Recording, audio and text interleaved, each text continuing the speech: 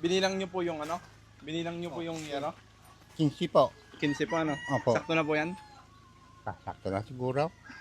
Sakto lang ng po play size niya yun, no? Oh. Tag 5 po eh, 5.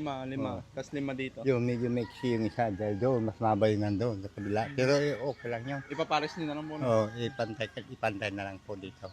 Babaguhin nyo naman po yung ano niyan eh. Oh, Yung yung poste mga- nun, di ba? Opo. Yung Kaya- iba baguhin ko, yung iba na napalitan na. Ba't ayaw nyo po bang ano? Baklasin na lang lahat tapos saka magtayo ng panibago? Kasi parang ano na din po yung bahay, oh. Giba-giba na din po talaga eh. Hindi, minsan ng baklas na malamig sa gabi. Ay na, dito makitulog ka po muna. Hindi, dito na ako. Naiya po kayo? Pero okay lang yan po. Hmm. Tapos minsan na lang, tanggalin na lang yan, nandyan na. Pag natanggal ko yung kuwan, nandyan na mga pose, yung pangibaw, palit ko. Ito po pala yung ano, yung ano yung resibo. Di ba ano po yon 12,000 yung pera nyo? Sa akin ang 5. Bali 5,665. 10,665 na po yung ano, Opo. nagastos. Opo. Meron pa po kayong, magkano ba po? 565. 1,335 na po. Opo. Ay, okay lang. Apo. Ito na pong ano, Dahil 1,500. kasi po, padpad lang po ako dito. Ano ba? Padpad lang ako dito sa Nibisya. Taga saan po ba kayo talaga? Tagalocos ako. Ay, Ilocos? Opo. Saan po doon sa Ilocos? Sur. Ilocos, sir. Sa Candon. Mismo. Ayun yun na po umuwi doon? Umuwi ako minsan nung huli nung COVID. Last Dahil- na nung COVID po. Oo, dahil namatay yung tiyahin ko kasi noon eh. Mm. Mabuti, may vaccine card ako noon. Naiyak po si tatay. Ba't naiyak po kayo? Dahil naalala ko kasi si Locos.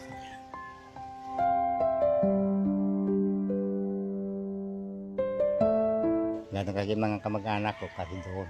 Gusto niyo po ba umuwi ngayon doon? Tapusin ko muna sa bahay ko. Tapos babalik po kayo doon? Opo, mamasyal lang. Ano pong gusto niyo sabihin sa mga kamag-anak niyo doon? Baka nanonood sila. Ay di mga kamag-anak ko dyan sa Locos. Okay, lokanuhin mo po sila doon. Kumusta kay aming kakabagyak ite Locos kente Manila. Da kay aming kakabagyak. Ito sa Gina, kanya namin. No, da kay Timur Tulong Kanyak. Yun lang. Tulungan dak, sabihin mo. Mali mo magbigay din po sila. Di... Dahil minsan kasi magpadala sila eh. Ah. Sa pinsan ko sa Manila, kapatid ko sa Manila. So, padala dito. Sige po, ano, abang Opo. babanto andyan naman na po yung mga yero. Opo. Babalikan na lang po namin kayo ulit pag ano, pag Opo. malapit na magawa yung bahay nyo, no? Opo. Dito kasi ito.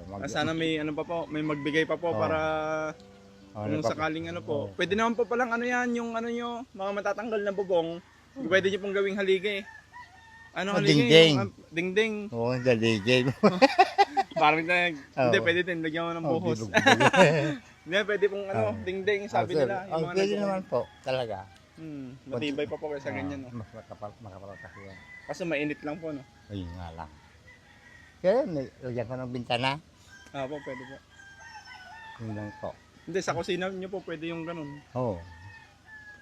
Sige po, abang. Ah, Thank you po sige. sa mga Salamat nagbigay po po. kay ano, abang Salamat po yung lahat ay magbibigyan ng tulong dito sa amin mga mahirap, lalo na sa akin.